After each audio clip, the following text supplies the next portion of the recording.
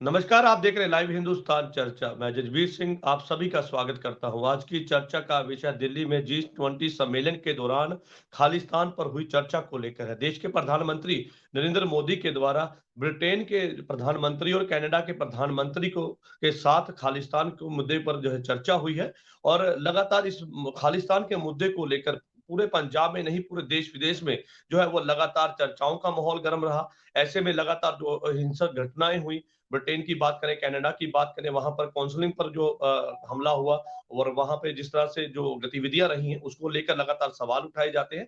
तो ऐसे में G20 सम्मेलन में खालिस्तान के मुद्दे पर चर्चा होनी और इस पर जो है वो कार्रवाई की बात करने को लेकर जो है वो चर्चा होनी, तो ये कहीं ना कहीं इस बात को लेकर भी है कि जिस तरह से खालिस्तान के मुद्दे को लेकर लगातार ही जो है एक आवाज जो है वो बुलंद होती आई है और उसको लेकर लगातार ये सवाल खड़े होते आए हैं कि आखिरकार ऐसे क्या कारण है जिसको लेकर खालिस्तान की डिमांड की जाती है। इसी मुद्दे पर आज विशेष चर्चा है और इस चर्चा में हमारे साथ में विशेष पैनल हमारे साथ है और इस पैनल में हमारे साथ में भारतीय जनता पार्टी से अमरजीत सिंह हमारे साथ है, कांग्रेस से हमारे साथ में विनोद भारती जी हैं और श्रोमणी अकाली दल से सुखजिंदर सिंह कौनी हमारे साथ है। कुछ ही देर में हमारे साथ में आम आदमी पार्टी के प्रवक्ता शशिवीर जी भी जुड़ेंगे। आप सभी का इस चर्चा में बहुत बहुत स्वागत है और चर्चा की शुरुआत अमरजीत जी मैं आपसे करूंगा क्योंकि केंद्र में आपकी सरकार है। G20 सम्मेलन बहुत शानदार तरीके से हुआ, लेकिन ऐसे में खालिस्तान के मुद्दे को लेकर वहां पे उस समय चर्चा हुई। ब्रिटेन के प्रधानमंत्री और कनाडा के प्रधानमंत्री जो है इस मुद्दे पर उनके साथ में देश के प्रधानमंत्री नरेंद्र मोदी की जो है खास चर्चा हुई है। लेकिन मैं आपसे ये जानना चाहता था कि जिस तरह से खालिस्तान को लेकर लगातार जो है कई तरह के हमने देखा बीते समय में ऐसी कई घटनाएं सामने आई और जिसको लेकर सवाल खड़े किए गए कि फ्रीडम ऑफ स्पीच तो होनी चाहिए, लेकिन इस तरह से अहिंसक घटनाएं नहीं होनी चाहिए।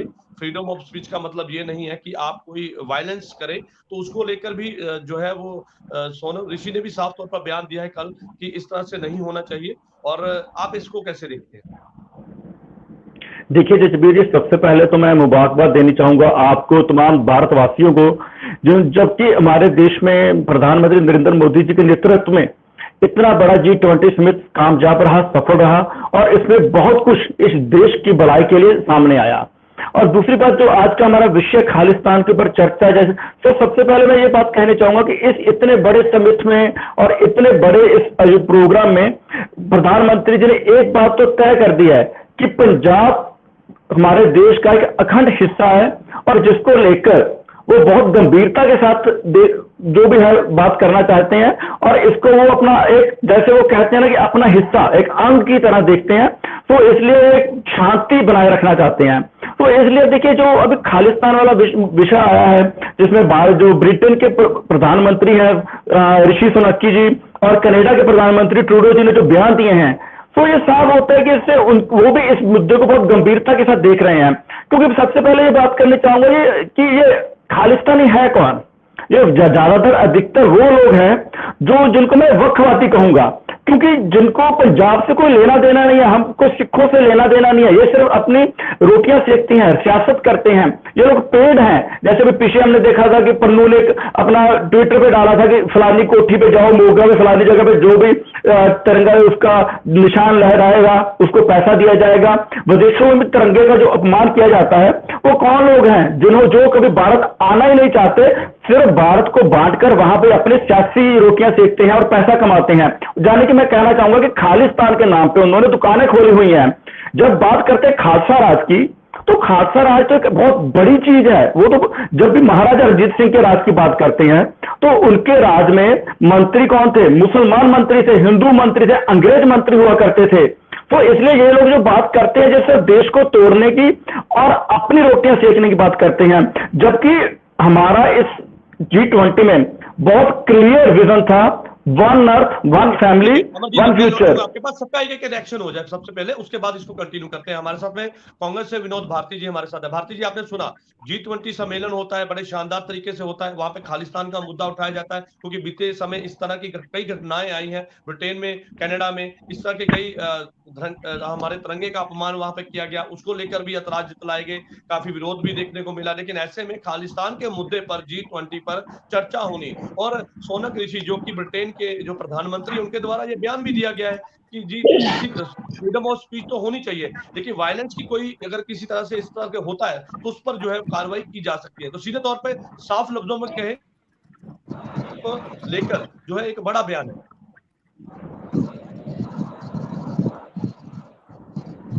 विनोद भारती जी। जजवीर जी, सबसे पहले जो हमारे पहले प्रधानमंत्री थे पंडित जवाहरलाल नेहरू जी, उन्होंने एक नॉन अलाइन मूवमेंट शुरू की थी। जो उन्होंने बीज बोया आज G20 के रूप में एक बड़ा वृक्ष बनकर उभरा है और हमारे देश ने उसे ऑर्गेनाइज किया है। सभी देशों के जो सुप्रीमो हैं वह यहाँ पहुंचे और उन्हें भरपूर स्वागत हमारे देश ने किया। जी। ऐसे बड़े समिट जो खालिस्तान की मूवमेंट है या खालिस्तान का नाम है, मेरे ख्याल में तो इसकी जरूरत नहीं थी। अगर किसी ने सवाल उठाया है कि पीसफुल एटमॉस्फेयर हर कंट्री में चाहिए, कोई भी नहीं चाहता कि उनके देश में डिस्टर्बेंस हो और किसी वजह से हमारे देश में डिस्टर्बेंस हो। इसीलिए ये क्योंकि वहाँ हमारी एम्बेसियों पे हमला किया जाता है, हमारी एम्बेसियों के बाहर जो है वो खरूद मचाया जाता है।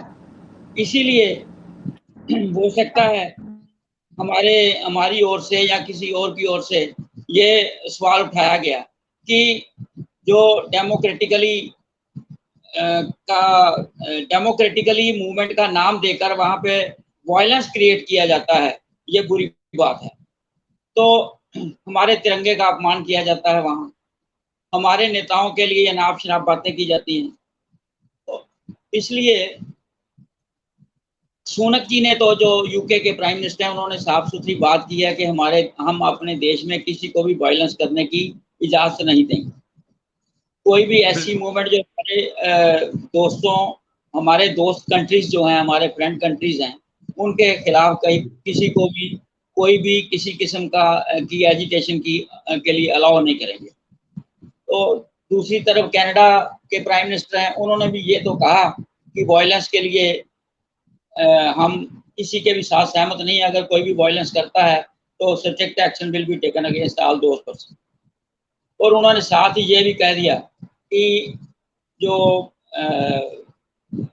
उसकी एक्सप्रेशन है, राइट टू एक्सप्रेशन, उसके लिए हम किसी को मना नहीं करते, लेकिन वो पीसफुली होना चाहिए। जब भी वो वायलेंस करेंगे तो हम उनके खिलाफ सख्त एक्शन लेंगे। तो इसका मतलब है कि हमारे जो मित्र देश आए, जो इनवाइटेड थे, उन सब ने भी इस बात पे सहमति प्रकट की है कि वायलेंस के लिए कोई जगह नहीं। चलिए, बहुत अच्छी बात आपने की कि वायलेंस के लिए किसी भी तरह की कोई जगह नहीं बची। लेकिन ऐसे में अगर विचारों की लड़ाई है तो वो एक टेबल पे एक डिस्कशन के रास्ते से एक सही ढंग के साथ उसका जो है उसका चयन किया जा सकता है, उस पर चर्चा की जा सकती है। हमारे साथ में आम आदमी पार्टी से हमारे साथ में शशिवीर जी हमारे साथ है। शशिवीर जी, कैसे देखते हैं इस बयान को, कैसे देखते हैं? क्योंकि एक बड़ा बयान है और खालिस्तान से जुड़ा हुआ है और लंबे समय से खालिस्तान की जो मांग है और जो खालिस्तानी स्फोटक है वो लगातार इस तरह से जो है भड़काऊ भाषण भी देते आए हैं और बरगलाने की भी कोशिश करते हैं। ऐसे में कई ऐसी घटनाएं भी होती हैं। तो इस तरह से जब अब चर्चा जो है G20 सम्मेलन में इस मुद्दे पर लेकर हुई है कि खालिस्तान को लेकर जो बाहर जो देश विरोधी गतिविधियों में शामिल लोग हैं, क्या आप इसको मानते हैं कि उनके ऊपर सीधे तौर पे अब शिकंजा जो है वो कसने जा रहा है? अब उनके ऊपर एक अंकुश लगेगा, उनके ऊपर कार्रवाई होने जा रही है। एक शुरुआत के तौर पर जो है वो बयान जिस तरह से ये सामने आया, ब्रिटेन के जो प्रधानमंत्री थे उन्होंने कहा कि फ्रीडम ऑफ स्पीच तो होनी चाहिए, लेकिन किसी भी तरह के वायलेंस की कोई जगह नहीं है। जी, कोई भी आप देखोगे, कोई भी देश, कोई भी स्टेट नहीं चाहेगा कि उसके जगह पे डिस्टर्बेंस क्रिएट हो, चाहे एंटी नेशनल कोई गतिविधियां करने वाली कोई लोग हो, चाहे कोई एंटी स्टेट गतिविधियां करने वाले हो, कोई भी नहीं चाहता। किसी भी राज्य में आप चले जाए, चाहे आप दक्षिण में चले जाए, चाहे आप उत्तर में चले जाए, हर जगह के ऊपर एक चीज है इसमें बिल्कुल डेफिनेटली। और बाहर से भी जो हमारे मित्र देश आए हैं, जो कंट्रीज आई हैं, उनका भी एक मोटिव बिल्कुल क्लियर है, उनके वहां पे भी कोई किसी तरीके की कोई डिस्टर्बेंस ना हो। क्योंकि right to speech and expression हमारा भारतीय का संविधान भी आर्टिकल 19 क्लोज 1 क्लोज ए एक चीज क्लियर करता है कि आप एक्सप्रेस कर सकते हो, दैट शुड बी पीसफुली और वो जो एक्सप्रेशंस है वो किसी तरीके की कम्युनिटी और हेटनेस ना फैलाते हो। तो इस चीज को लेकर बिल्कुल डेफिनेटली बिल्कुल। अगर कोई कार्रवाई होगी तो बहुत अच्छी बात है, पहली बात। तो दूसरा, ये चीजें बिल्कुल आज के लोग के ऊपर कि यूथ समझ चुका हुआ है जिस तरीके से लोगों को भड़काया जाता है, उनको यूटिलाइज किया जाता है और लोगों में आपसी हेटनेस फैलाई जा रही है। कोई भी स्टेट, कोई भी कंट्री एक्सेप्ट नहीं करेगी इस चीज को लेकर, और पहले भी नहीं करती आई है। आप पास में भी देखेंगे हर जगह के ऊपर, चाहे आप वेस्ट बंगाल में देख लें, वहां पे भी डिस्टर्बेंस चलती रही है, चाहे आप दूसरी जगह देख ले, साउथ में भी देख ले, हर जगह, चाहे इवन मणिपुर वाले मसले में भी रिसेंटली अभी वही जो एंटी नेशनल फोर्सेज है वो काम कर रही है, वहां पे लोगों को भड़काने की कोशिश कर रही है। हर जगह पे ऐसी चीजें होती है और कोई स्टेट, कोई कंट्री ये एक्सेप्ट नहीं करता, और सिमिलर वे में भारत भी इस चीज को एक्सेप्ट नहीं करना चाहिए। और बाहरली कंट्री अभी इसको अगर आया है G20 के ऊपर, अगर ये बात की जा रही है देन बहुत अच्छी बात है। इस चीज को उठा के अगर उनके ऊपर एक्शन लिया जाएगा, कार्रवाई होगी, वहां से कंट्री से ऊपर ये चीजें रुक सकती हैं। चलिए, बहुत अच्छी बात आपने कही कि ये चीजें रुक सकती हैं और रोकना भी चाहिए, क्योंकि जब देश विरोधी गतिविधियों में शामिल लोग भड़काऊ भाषण देते हैं तो कहीं ना कहीं स्टेट और देश जो है वो डिस्टर्ब तो होता ही है। हमारे साथ में श्रोमणी अकाली दल से सुखजिंदर सिंह कोनी हमारे साथ हैं। कोनी जी, आप जिस पार्टी से हैं, एक वो उस पार्टी से आप है जो बलिदान की पार्टी है और लगातार धार्मिक तौर पर देखा जाता है उस पार्टी को। श्रोमणी अकाली दल का लंबा इतिहास रहा है और आपने कई दौर देखे हैं। तो ऐसे में अब खालिस्तान के ऊपर जो एक बड़ा, हम कह सकते हैं कि एक बड़ा कार्रवाई के तौर पर इसको देखा जा रहा है कि इस बयान के साथ में कई चीजें जोड़ कर देखी जा रही कि ये इस बयान को, क्योंकि पहली बार ऐसा हुआ है कि खुलकर जो है खालिस्तान के मुद्दे पर जो है वो ब्रिटेन के जो प्रधानमंत्री है और जो कनाडा के प्रधानमंत्री है वो खुल के बोले हैं कि फ्रीडम ऑफ स्पीच के साथ साथ ये आपके अधिकार में है कि आप वायलेंस ना कीजिए, लेकिन अगर वायलेंस करते हैं तो सीधे तौर पर वो मानव अधिकार का वो उस पर बनता है। तो ऐसे में आप इसको कैसे देखते हैं इस बयान को? और सबसे बड़ा जो सवाल है कि खालिस्तान की डिमांड, खालिस्तान की बात वो लोग करते हैं जो खुद जो है वो पंजाब में नहीं रहते हैं और जो पंजाब की देश की नागरिकता को छोड़कर जो है विदेशों में बसे हैं। जजबीर जी, ऐसा है कि बहुत अच्छी बात है अगर सभी ने इस मुद्दे पर बात की है और एक्शन लेने की अपने अपने देश में उन्होंने बोला है, वहां के प्रधानमंत्रियों ने भी, कि हम वहां भी नहीं इंडिया के उल्ट कुछ कोई भी किसी तरह की गतिविधियां हिंसक कह लो या किसी तरह की, उसकी आज्ञा नहीं देंगे। बात ठीक है, बट उसमें एक कारण है, क्यों है? क्योंकि जो भी है, कुछ लोग हैं जैसे भाजपा के मेरे वीर ने बताया था, इन्होंने एक नाम कोड किया था पुन्नू का, वैसे लोग हैं कुछ ISI के है, दलाल कह लो, एजेंट, सभी बहुत तरह की बातें चलती है। बट एक बात तो है ना कि इन लोगों को कुछ मुद्दे मिल जाते हैं, लोगों को, नई जनरेशन को गुमराह करने के लिए, वल्गलाने के लिए। जैसे अकाल तख्त साहब पर हमला हुआ, दिल्ली में दंगे हुए, किसी को उसका न्याय ना मिल पाना, ठीक है, और बंदी सिंह आज तक भी ना छूटने, ये सारी बातें, ऐसी उदाहरणों, ऐसी एग्जाम्पल को देकर ठीक है, आप ये कहना चाहते हैं कि नाराजगी जो है इस बात को लेकर हो सकती है जिसके बाद, लेकिन ऐसे में अगर नाराजगी भी है तो अपना लोकतंत्र तरीके के साथ विरोध कर सकते हैं, प्रोटेस्ट कर सकते हैं, लेकिन ये तो कोई भी इसका कोई समाधान नहीं है। नहीं, हिंसक घटनाओं के लिए जहाँ देश के विरुद्ध कोई भी प्लानिंग करने, उसका कोई भी समर्थन नहीं करता। वो तो सही कह रहे हो, मैं भी यही बात कहता हूँ, क्योंकि हमारे लीडर प्रकाश सिंह बादल का सबसे पहला मंतव्य ये होता था, पंजाब में भी, अपने खित्ते में जहां उनका कार्य जहां रहा है वहीं, के सबसे जरूरी जहां शांति होगी तो कोई भी स्टेट है, कोई देश है, वो तरक्की कर पाएगा। सबसे पहला मंत्र शांति है।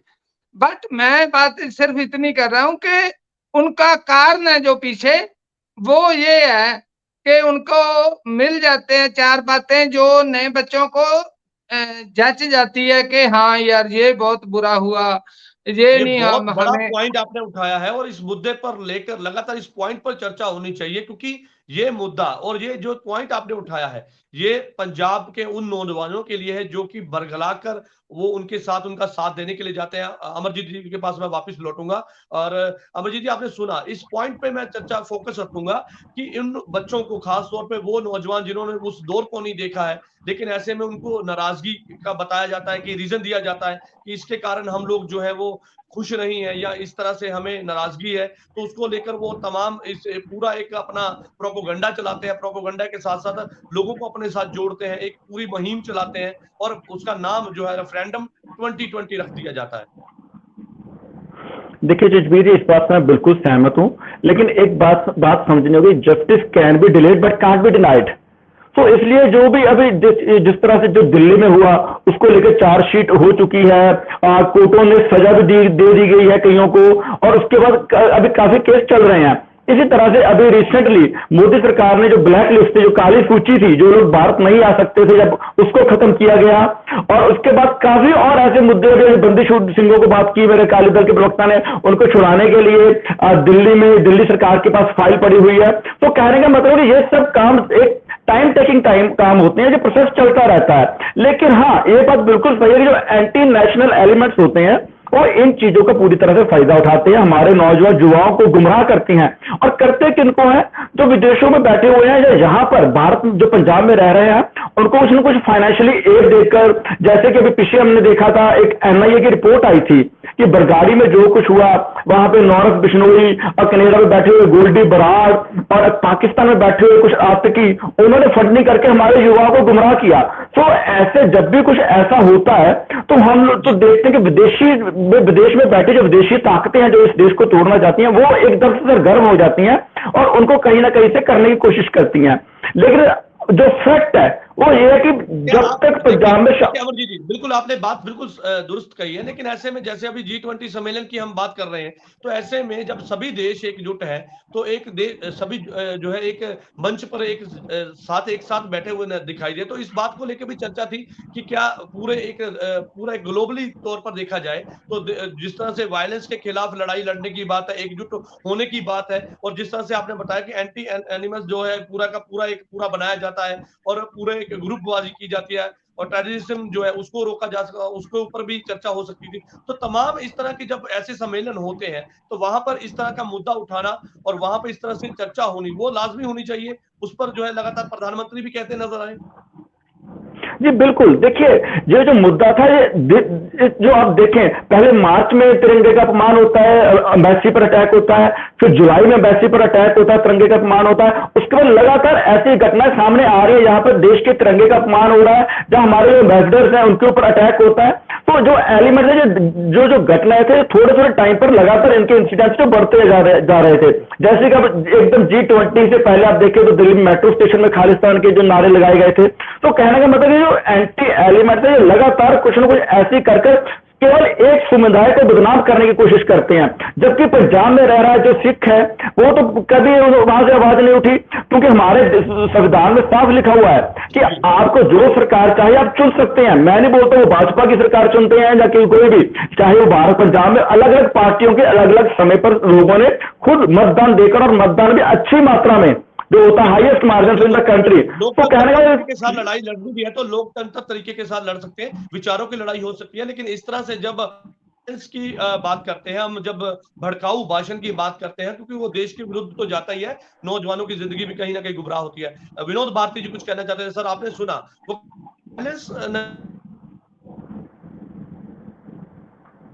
उसकी एग्जाम्पल दी गई है कि ये घटनाएं नहीं होनी चाहिए थी। जो है इसको लेकर लगातार एक प्रोपोगंडा चलाया जाता है, रेफरेंडम 2020 के नाम पे एक मुहिम चलाई जाती है, उस मुहिम के तहत नौजवानों को बरगलाया जाता है, उनको अपने साथ आने का, साथ देने का, पैसे का लालच और तमाम तरह के लालच दिए जाते हैं। सर जजवीर जी, अभी मेरे दोस्तों ने कहा भी कुछ ना कुछ कहीं ना कहीं कमियां रह जाती हैं, जिसमें से वो जो एंटी सोशल एलिमेंट है वो छांट लेते हैं और फिर उसका वो फायदा उठाते हैं, लोगों को गुमराह करते हैं। तो ये चाहिए चाहे सरकार किसी की भी हो, तो ऐसा मौका नहीं देना चाहिए।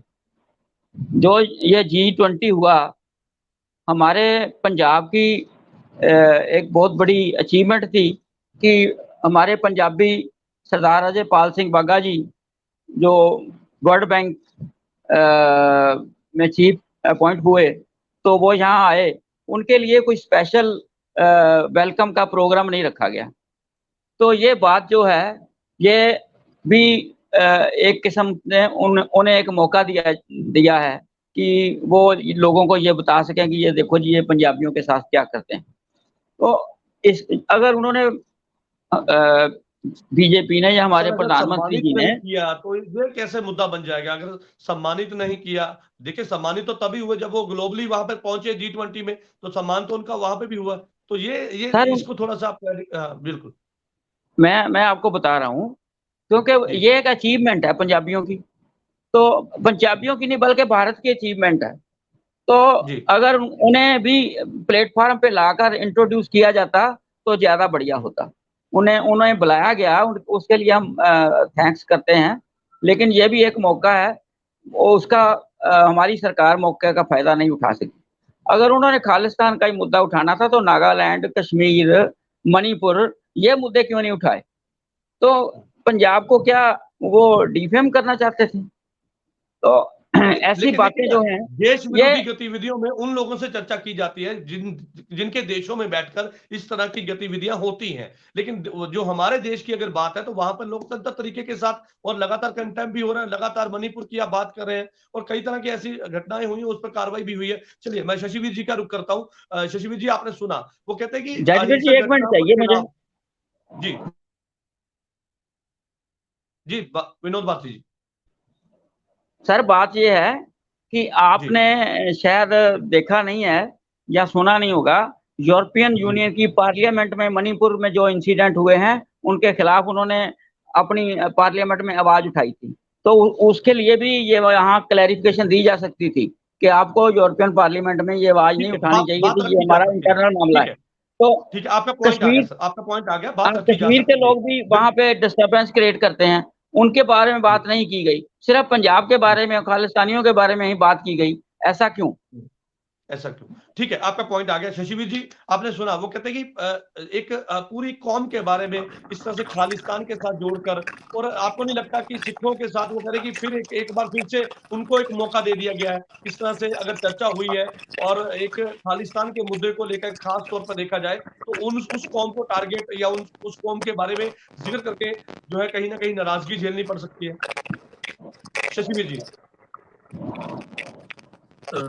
सर, पहले एक, आप किसी भी कम्युनिटी को हेटनेस के साथ नहीं जोड़ सकते, चाहे आप किसी भी कम्युनिटी को आप डिस्टर्बेंस के साथ नहीं जोड़ सकते हो।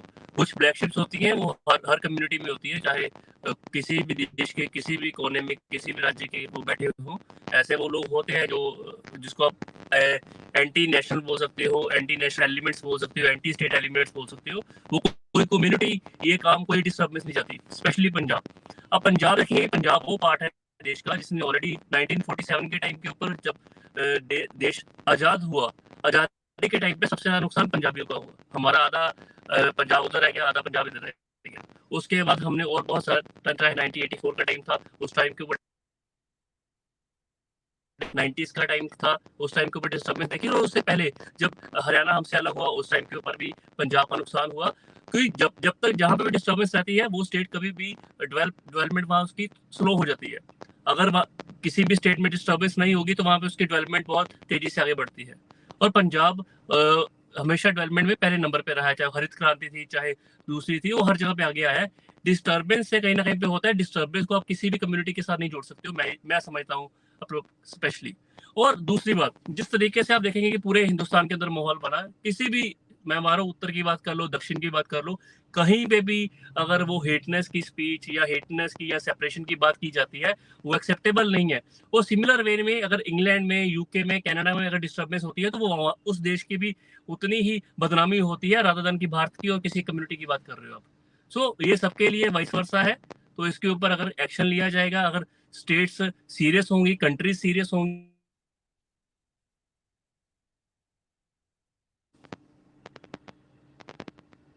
चलिए, ठीक है, बिल्कुल आपने आपकी बात बिल्कुल क्लियरली मेरे पास पहुंच गई।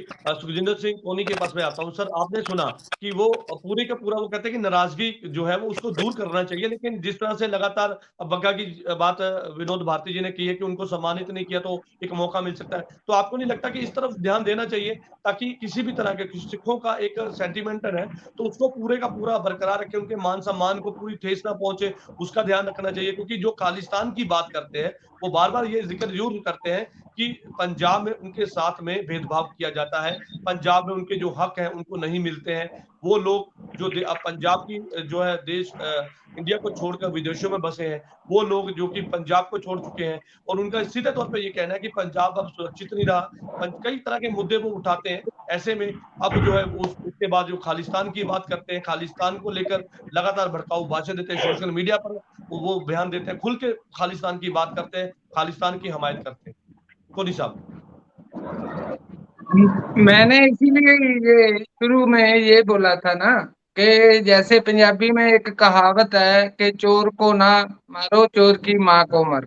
उसका मतलब होता है कि इन मुद्दों इस जो भी प्रचार हो रहा है, जो मूवमेंट चल रही है, उसके पीछे कारण क्या है। ये तो भारती जी ने जो बताई, ये तो एक तो ये घटना है। उसके पहले भी आज बंदी सिख आज तक जेल उनकी अवधि पूरी सजा होने के बाद भी अंदर है, ठीक है। और जब नए बच्चों को जो 17-18 साल के जब +2 करके वहां जाते हैं, उनको कोई आदमी बताता है कि देखो आपने जग्गी जौहल का नाम सुना होगा, उसका माइंड कैसे बात किया था, यही वो उसका तो बर्न भी नहीं था इधर का, वो तो उधर ही बॉर्न हुआ था, उसका बर्थ इधर का नहीं था। आपका पॉइंट आ गया, उसका जवाब ले लेते हैं। ये देखो हमारे साथ ये होता है, हमारे साथ ऐसे हमें इतने सिख मर गए, कोई किसी को सजा नहीं हुई, ये हो गया। अब बंदी सिख हमारे अंदर है, उसका जवाब ले लीजिए। अमरजीत जी, आपने सुना, उनका सवाल सुना है, आप क्या कहेंगे? विनोद भारती जी, देखिए ऋतवीर जी, ये बहुत सेंसिटिव मुद्दा है। मैं एक बात कहना चाहूंगा, हर एक कौम का एक इतिहास होता है और उस इतिहास में हर एक पक्ष होता है, अच्छा पक्ष, बुरा पक्ष, जीत का पक्ष, हार का पक्ष। और इसलिए कोई भी हो, चाहे अगर मैं अपनी कौम का इतिहास रख रहा हूं तो मैं अपने तरीके से उसको अच्छा करके रखूंगा, दूसरा जो भी होगा वो अपने का इस तरह से इसको आप कुछ इसमें आप कुछ छेड़खानी नहीं कर सकते। लेकिन बात ये आती है कि माइंड वॉश किए जाते हैं तो किनका किया जाता है उसको समझना होगा। ये जो चीज है, जो सिर्फ एक चीज को लेकर नहीं है। जब पार्लियामेंट पर हमला हुआ था तो क्या वो भारत के रहने वाले थे जिन्होंने किया था? वो लोग कहीं और से आए थे, किसी और समुदाय थे। तो इसलिए जिनका मकसद ही देश तोड़ना है, वो उनके लिए कोई भी हो, चाहे आपका जिक्र होता है सर, बार बार एक जिक्र बंदी सिंहों को लेकर होता है। कोनी साहब ने भी जैसे अभी सवाल किया कि बंदी सिंहों की रिहाई को लेकर लगातार मोर्चा लगाया और लगातार उसको लेकर नाराजगी जो है सामने आई। देखिए बंदी सिंहों को जो बंदी सिंहों का मामला है, उसकी रिहाई को लेकर वो केंद्र सरकार का मामला नहीं, वो स्टेट गवर्नमेंट का मामला है। अगर केंद्र हमारे मनजिंदर सिंह सरसा जी, जो पहले हमारे अभी भारतीय जनता पार्टी के राष्ट्रीय सेक्रेटरी हैं, वो भी कह चुके हैं कि ये मामला दिल्ली सरकार और पंजाब सरकार का है, कहीं पर भी सेंट्रल गवर्नमेंट की अगर जरूरत पड़े तो वो साथ चलने के लिए तैयार है। तो लेकिन ये एक सेंसिटिव इशू है, वो केंद्र सरकार का नहीं है, वो पंजाब सरकार और दिल्ली सरकार के पास उनकी फाइल्स पड़ी है, वो क्या प्रोसीड करते हैं। क्योंकि दिल्ली सरकार विधानसभा में कह चुकी है कि हमारे पास मामला आया है, हम इसको रिहा करेंगे, जो अरविंद केजरीवाल जी ने चुनाव में कहा था। तो ये एक राजनीतिक मुद्दा, मैं इस समय इस तरफ नहीं जाना चाहूंगा। लेकिन बात यह कि ऐसे कई इश्यूज होते हैं जो देश के साथ और भावनाओं के साथ जुड़े होते हैं, लेकिन उनको समझना चाहिए। लेकिन होता क्या, जो एंटी नेशनल एलिमेंट्स है उनको इन मुद्दों को, इनकी सेंसिटिविटीज को, इन भावनाओं को उसके साथ चल रहे हैं, जो साथ में प्रोसेसिंग है, उनके साथ कोई लेन देन नहीं होता है। हमें इस चीज को समझना होगा। जो बच्चे हैं हमारे जो +2 कर आज की बात, हमारा मैक्सिमम यूथ जो है वो विदेश में जा रहा है, वहां जाकर जो पहले से वहां बैठे, जो जिनको पता है कि वो देश कभी पंजाब आ ही नहीं सकते, वो एंटी उनकी दुकान ही है। करेगी ना, बिल्कुल, ये तो सरकार का काम है। इसीलिए जी बिल्कुल जजबीर जी, इसीलिए इस विषय की अहमियत का, कुछ मुद्दे की गंभीरता को समझते हुए ही G20 में जब तमाम देशों के मुखिया देश में आए हुए थे, तो प्रधानमंत्री नरेंद्र मोदी जी ने इस चीज को गंभीरता में समझते हुए आने वाले समय में हमारे युवा को ना अफेक्टेड हो, इसको चीज को रोकने के लिए उन्होंने कनाडा के प्रधानमंत्री और इंग्लैंड के प्रधानमंत्री के साथ बात की, और इस चीज को लेकर जीरो टॉलरेंस है देश के खिलाफ किसी भी गतिविधि को होने के लिए, चाहे वो NIA जिस तरह से पूरी तरह अपनी पड़ताल कर रहा है, और जो भी देश में भी हो रहे हैं वो हो रहे हैं। तो इसलिए आप इस बात को, हम एक सेंसिटिव इशू को, मैं सिर्फ इतना कहूंगा कि हर किसी को समझना चाहिए कि जिन लोगों को, जो लोग वहां पर बाहर रहकर खालिस्तान की बात करते हैं, उनका पंजाब में है कौन? कोई भी नहीं है। उनके तो माँ बाप, बच्चे, बहन भाई सब विदेशों में सेटल्ड और वहां पे इस अपनी दुकान चला रहे हैं। ठीक है, मैं आऊंगा सर, क्योंकि समय की कमी, सबका एक एक रिएक्शन। विनोद भारती जी के पास मैं आऊंगा। भारती जी, आप कुछ कहना चाहते हैं? जजवीर जी, देखिए बात यह है, भी भाई साहब ने बंदी सिंहों की बात की। मैं एक सवाल उनसे पूछना चाहता हूं कि 10 साल अकाली दल की सरकार रही, बीजेपी केंद्र में थी, तो अगर 14 में आई बीजेपी, तो 3 साल बीजेपी भी रही, लेकिन एक बार भी इनकी सरकार ने कभी सवाल नहीं उठाया बंदी सिंहों का। जब ये अपोजिशन में आ गए तब इनको बंदी सिंह याद आ गए। ये चैनल पे बैठकर क्यों झूठी बात कर रहे हो कि सवाल ही नहीं उठाया? जेलें बदली है, सरकार का मामला नहीं है, ये स्टेट गवर्नमेंट का है, ये स्टेट गवर्नमेंट का इशू है। मैं पहले बोल चुका हूँ सर, अजमेर सिंह खेड़ा जैसे खुद बता रहे हैं, ये जो केंद्र सरकार के आगे काली सूची खत्म करना था, केंद्र सरकार ने काली सूची खत्म की है, ये केंद्र सरकार का इशू नहीं है। पूरी हुई सजा ऐसे ये मुद्दा है ना, असल में ये मुद्दा भी भाई साहब आपका ही पैदा किया, कांग्रेस वालों का। ये 84 के मुद्दे को लेकर ही लोग भड़का रहे हैं उनको, जो नए बच्चों को वो कंधे पीछे अब तक चुग रहा है, हमारा सिख कौम भी चुग रही है, देश भी चुग रहा है। आप कह रहे हो बात नहीं की, कब मेरे को ये बोलो कि उनकी 35,000 लोग कांग्रेस का उसमें आतंकवाद की भेंट चढ़ गया, और आप कह रहे हैं आप कह रहे हो कांग्रेस, वो सभी कांग्रेसी थे पंजाब के लोग जितने मरे। भाई साहब लॉजिक की बात करो, हम चैनल पे बैठे हैं, जिम्मेवार आदमी हैं। उनका यही कसूर था कि वो कांग्रेसी हैं, इसलिए वो आतंकवाद की भेंट चढ़ गए। मैं तो आपको रिक्वेस्ट करता हूँ, भाई शिवेंद्र सिंह कौन थे? देखिए कौन थे? क्या बात कर रहे हो? ये सरकारों का मैटर नहीं, ये कोर्ट का मैटर है। आप कोर्ट में, कोई कोर्ट में गया आपका उनकी रिहाई के लिए? कौन गया? क्या अकाली दल ने कोई वहां पे वकील लगाया? अकाली दल ने कौन केस लड़ रहा है? श्रोमणी कमेटी, आप जानकारी लो, श्रोमणी कमेटी। भाई साहब जो प्रोल पे आए हैं वो खुद बोल रहे हैं कि हमारा अकाली दल, गुरदीप सिंह खेड़ा का नहीं सुना, मैं सुना दूंगा अभी आपको। ऐसे क्या बात कर रहे हो कि अकाली दल ने? आप अपने गुनाहों को मानो, उसकी आप अगर माफी मांग लेती ना कांग्रेस, तो यहाँ तक बात आती ना, सजा दे देती टाइटलर वर्गों को, तो यहाँ तक बात नहीं आती थी। आपने तो टिकटें दे दी उनको। ये तो कोर्ट का प्रोसेस है, कोर्ट सबके लिए बराबर हुए कंडे ही आज तक देश और सिख कौम भोग रही है, पंजाब भोग रहा है। क्या बात करते हो?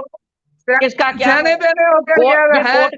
आप जागने और बैठे अलग अलग पार्टियों का, आप इस वक्त कोई मुनकर लेके कांग्रेस के कंधे पीछे नहीं है। कौन साहब प्लीज, भारती जी, क्योंकि समय की मेरे पास कमी है, अंतिम में शशिवीर जी के पास आऊंगा। शशिवीर जी, आपने सुना बंदी सिंहों की बात को भी लेकर लगातार सवाल है। वो केंद्र सरकार ये कहती है कि फाइल जो है वहां पे पड़ी थी और हमने अपना काम किया, लेकिन सरकार ने अपना काम नहीं किया। ये पंजाब सरकार और दिल्ली सरकार का काम है, हमने तो अपना काम कर दिया। अगर किसी तरह से हमें हमारे अधिकार में होता तो हम कर देते। सर पहली बात तो ये बिल्कुल भ्रम फैलाने की कोशिश कर रहे हैं, ऐसा कुछ भी नहीं है। एक समय था जब दोनों की सरकारें रही थी, सेंटर के ऊपर भी यहाँ पे पंजाब में भी, उस टाइम के ऊपर इतने इश्यूज नहीं उठाया गया। मुद्दा उस चीज का नहीं है, सिर्फ मुद्दे को डिरेल करने की बात की जाती है। लेकिन एक चीज क्लियर है, मैं पहले बोल के हटाऊं, डिस्टर्बेंस जहाँ पे भी होगी, उस स्टेट की, उस जगह की, उस गली की, उस शहर की डेवलपमेंट नहीं हो सकती। अब डिस्टर्बेंस फ्री एरिया जाते हैं, चाहे देश में हो, चाहे विदेश में हो, चाहे पूरे दुनिया में हो, वो सबका ही है। सो इसमें कोई दो राय नहीं है। जी, एक सवाल मेरा एक छोटा-सा सवाल है, उसका जल्दी में थोड़ा जवाब दीजिएगा कि G20 सम्मेलन में जब खालिस्तान का मुद्दा उठाया गया है, तो क्या लगता है, जी। क्या इसके ऊपर अब सीधे तौर पे माना जाए कि कार्रवाई होने जा रही है उन लोगों के ऊपर जो विदेश में बैठ के हमारे देश को तोड़ने की तैयारी में लगे रहते हैं? तो विदेश के लॉ बहुत ज़्यादा फ्लेक्सिबल्स है, तो उसके ऊपर ऑलरेडी जो पहले बता के हटते थे, वहाँ के यूके के प्रेसिडेंट ने बोला कि right of speech and expression, उस चीज़ का मिसयूज करते हैं वहाँ के लोग, जो भी कम्युनिटी वहाँ पे, जो भी लोग जिसको भी तंग करने की कोशिश करते हैं, जो एंटी नेशनल एलिमेंट्स होते हैं, वो उस चीज़ को यूज करते थे, और उस लिमिट में रह के करते हैं ताकि फुटेज भी आ जाए, डिस्टर्बेंस भी हो जाए और मैसेज भी कन्वे हो जाए। लेकिन जब भी वो चीज़ को क्रॉस करते हैं, तब उनके ऊपर कार्रवाई पहले भी हुई है, पिछले टाइम पे भी हुई, सालों पहले भी हुई थी, और वहाँ की सरकार की चलिए, जिम्मेवारी बनती है कार्रवाई इसके ऊपर पहले भी कार्रवाई हुई है करनी। और कार्रवाई बाद में भी। देखिए, सरकार का काम है, अगर किसी तरह से कोई ऐसी गतिविधियों में पाया जाता है, तो सरकार सीधे तौर पर कार्रवाई करती है। और इस आज की जो मुद्दा था, आज की जो चर्चा रखी गई थी, वो खालिस्तान के मुद्दे को लेकर थी कि G20 सम्मेलन जो कि दिल्ली में हुआ है, बहुत शानदार तरीके से हुआ है। वहाँ पर देश के प्रधानमंत्री नरेंद्र मोदी के द्वारा जो है ब्रिटेन के प्रधानमंत्री जो है सोनम ऋषि और जो है कनाडा के जो प्रधानमंत्री हैं, उनको इस पर चर्चा की गई कि जिस तरह से खालिस्तानी एक्टिविटी जो है उन देशों में बैठ के जो वो लोग करते हैं जो देश में नहीं रहते, पंजाब में नहीं रहते हैं और पंजाब में खालिस्तान बनाने की बात करते हैं। और रेफरेंडम 2020 जैसे कई ऐसी वो मुहिम चलाते हैं जिसमें जो है नौजवानों को बरगलाया जाता है, लालच दिया जाता है, कई तरह के ऐसे लालच है, उनको देकर यहाँ पर गुमराह किया जाता है। तो उसको लेकर लगातार ये बयानबाजी देखने को मिलती आई है और अहिंसक घटनाएं भी देखने को मिली, जिस तरह से बीते समय अगर देश के तिरंगे का अपमान की बात करें और भी कई ऐसे भड़काऊ भाषण है जिसको लेकर लगातार भारत ऐतराज जताता आया है। लेकिन ऐसे में अब खालिस्तान के ऊपर एक बड़े पैमाने पर हम कह सकते हैं कि मोदी सरकार का एक्शन दिखाई दे रहा है। मोदी सरकार अब किसी भी सूरत में कह सकते हैं कि ये बर्दाश्त नहीं करेगी कि देश के विरोधी जो है किसी तरह के भड़काऊ भाषण या देश विरोधी कोई किसी तरह के कोई प्रोपेगेंडा चलाए, तो उसके ऊपर अब कार्रवाई को जो है हम कह सकते हैं कि कार्रवाई करने के मूड में केंद्र सरकार है। समय की कमी के चलते इस चर्चा को यहीं पे समाप्त करेंगे। आप सभी मेहमानों का इस चर्चा में जुड़ने के लिए बहुत-बहुत धन्यवाद है। कल नई चर्चा में आपके साथ फिर से जुड़ेंगे, तब तक के लिए दीजिए इजाजत। धन्यवाद।